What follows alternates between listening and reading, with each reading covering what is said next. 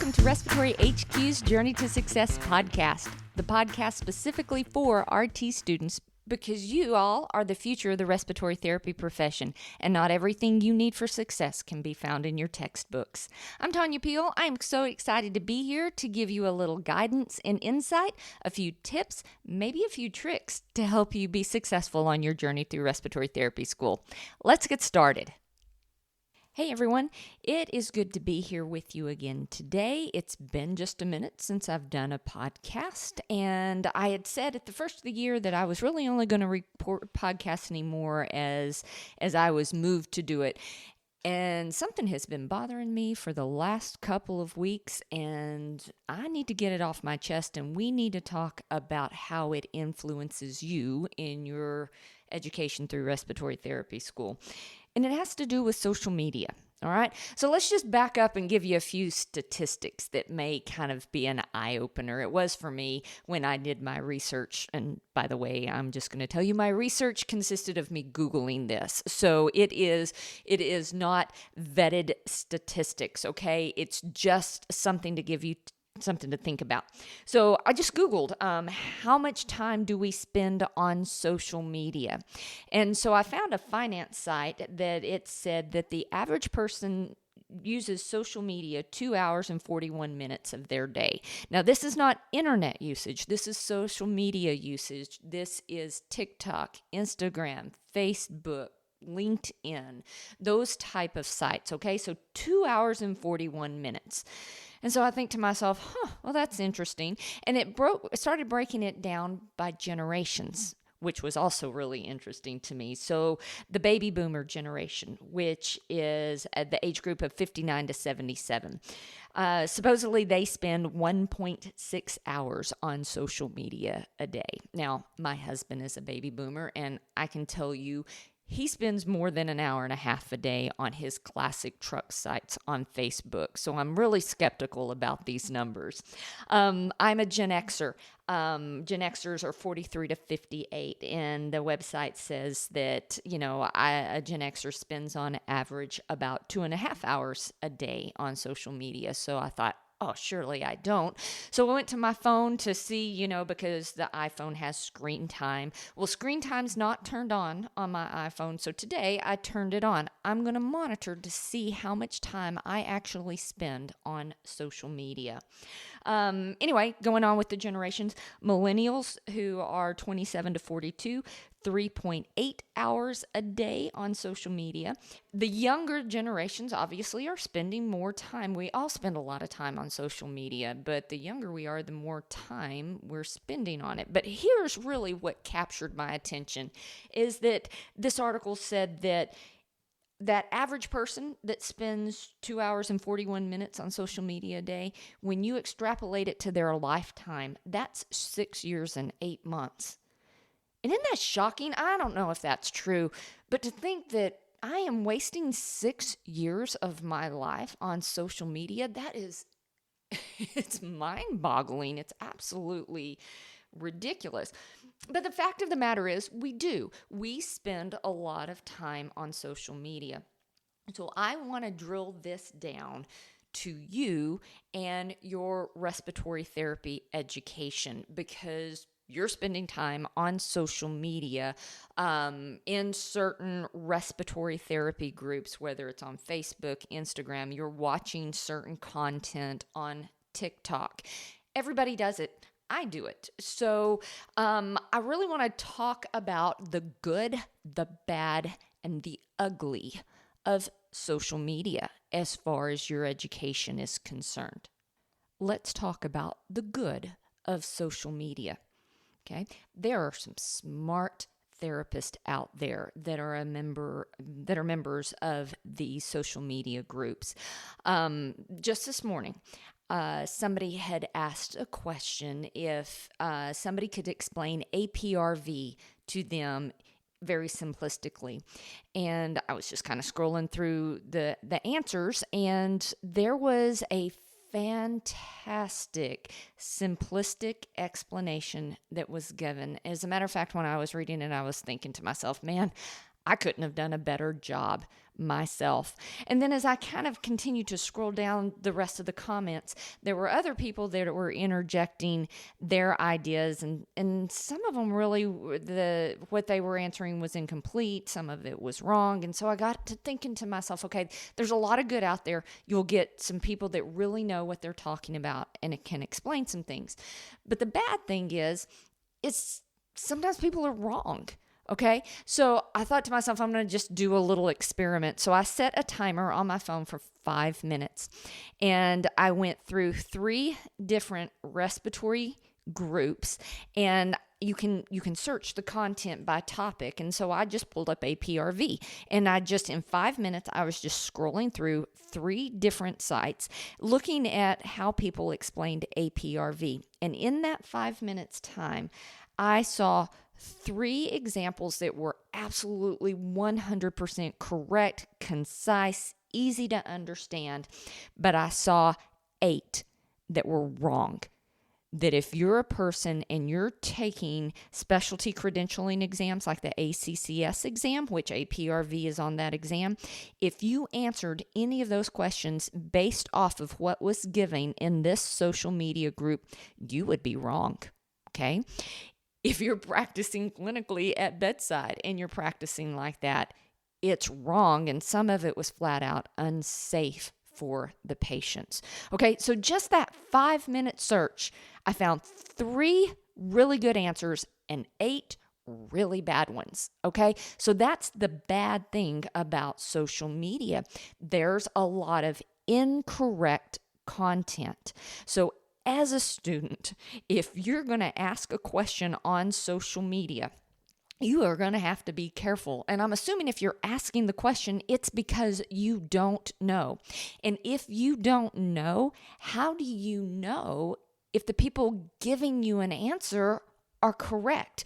Do you see how dangerous that can be, not only for your own personal education in the classroom, it could also be dangerous for your patients if you're taking that information and practicing at bedside. Okay, so just this morning, an example of the good and the bad. All right, let me tell you a little bit of the ugly. So when I started this podcast, I was saying this had been bothering me for a couple of weeks now, is there are people that charge you money for course content, whether it's mini courses, whether it is a TMC review, a or CSE review, a comprehensive review, so you can gain your credentials.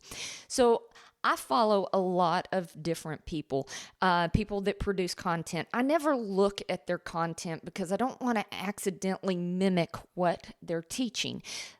But I follow them just because every once in a while somebody will put out a bit of research that maybe I didn't know about or say something kind of insightful. So, I just I scroll through it and I monitor it, but I really don't pay a lot of attention to it. But somebody posted a couple of weeks ago, a little over a week now, and it was a TikTok thing that came through, and I normally don't pay any attention, but as I was scrolling, I caught 2 words on this example test question. And in my mind, I thought, oh, that sounds really familiar. So I went back to that post and I screenshotted it so it quit moving and I could read it. And as I'm reading this question, I'm like, oh my gosh, that is the question from Gary Persing, the Persing review that he's been doing this for 40 some odd years. That's one of his questions in his review workshops. You know how I know? I work for the man. And so I pulled out my files of test questions. I flipped through it. And sure enough, this question that I found on social media from somebody that is selling TMC and CSE reviews has used the question from Gary Persing's review. It's actually test number 5, question 1, verbatim. Okay, this is the ugly thing about social media. Are there people that are out there that can't even produce their own content? They're actually stealing other people's content. And if you're going to pay somebody to help educate you, wouldn't you want to pay somebody that is at least smart enough to produce their own content, to know what the TMC and the CSE content looks like that, I don't know, maybe has even re-credentialed a couple of times in their educational career? All right, that's the ugly side of that, and that's kind of what burns me up. So what I want to talk about is how you as a student, or if you are a new therapist and you're working on gaining your credentials, how you can vet your educational sources. And I'm going to tell you how right now, okay? So here's the steps you want to take to make sure, especially if you're going to spend money on something, that you know you have a quality educator. Step number 1, use your social media platforms.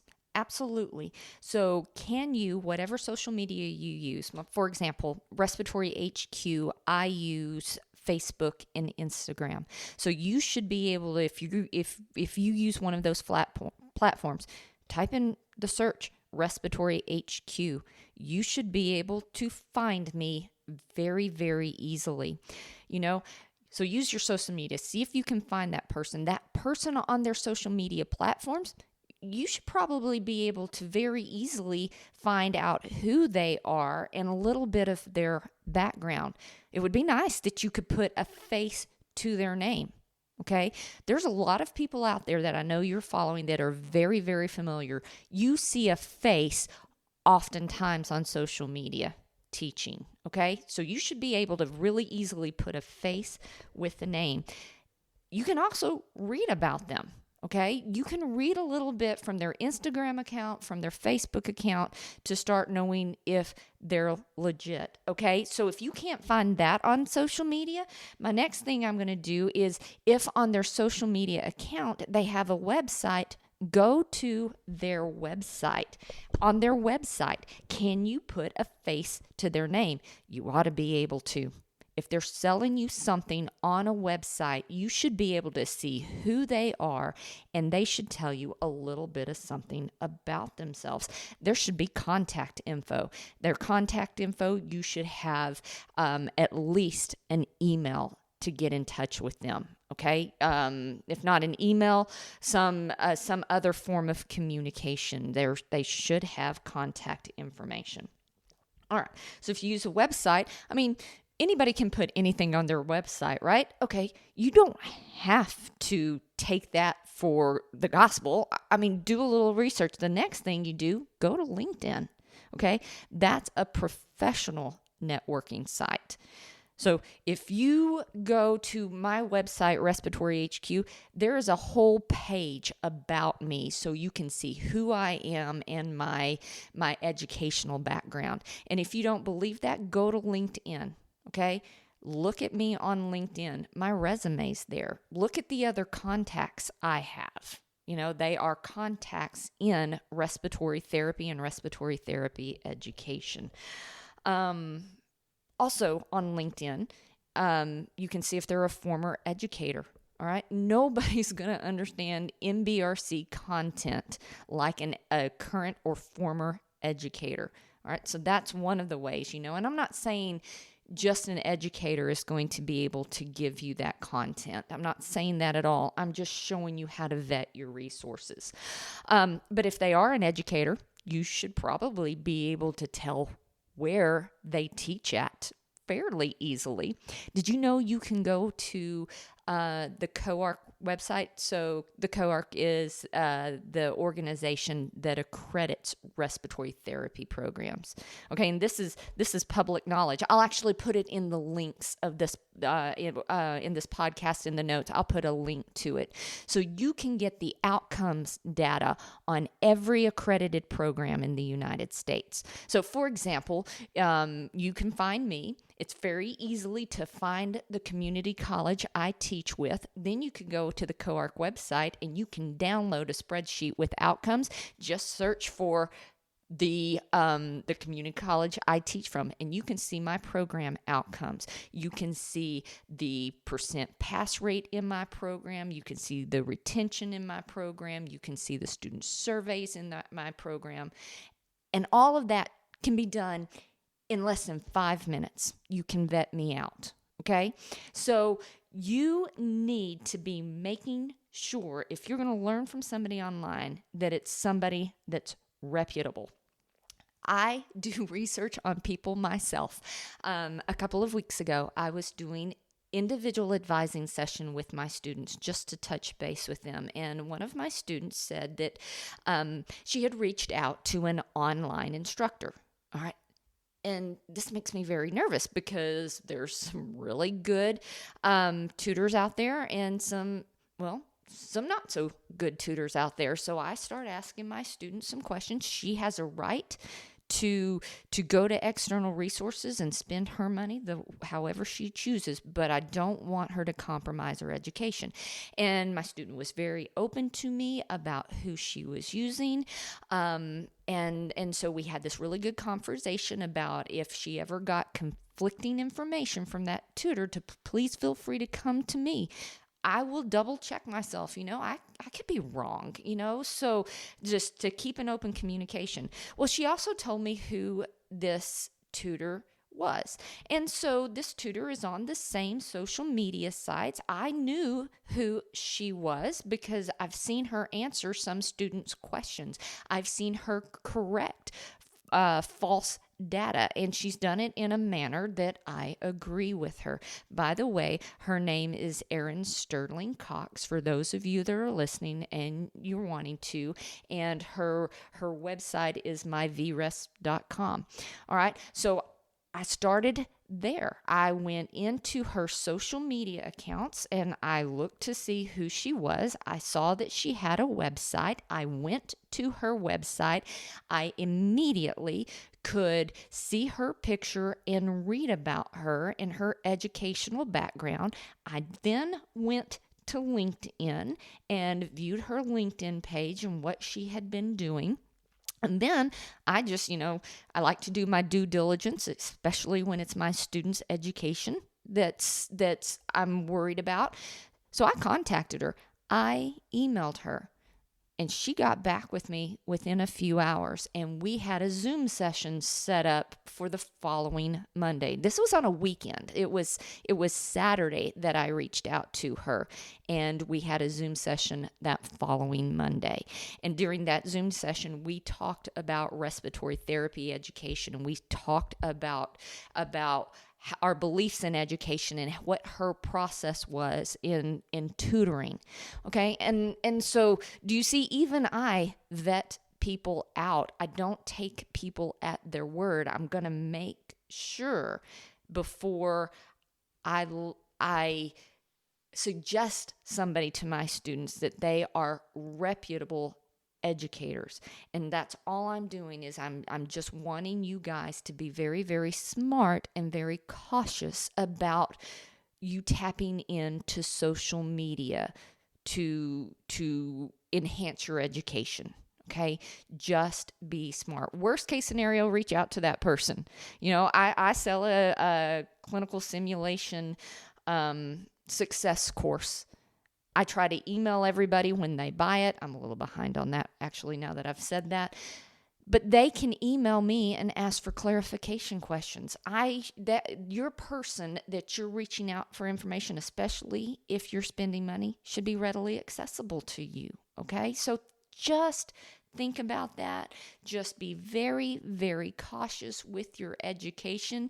If you ever have any questions, message me on social media or use my email. I'm here to help you be as successful as you can be. So as you're working on this next semester, whether it's your first semester in RT school, whether it is your last semester or you see graduation on the horizon, I wish you the best of luck. Study hard and do good.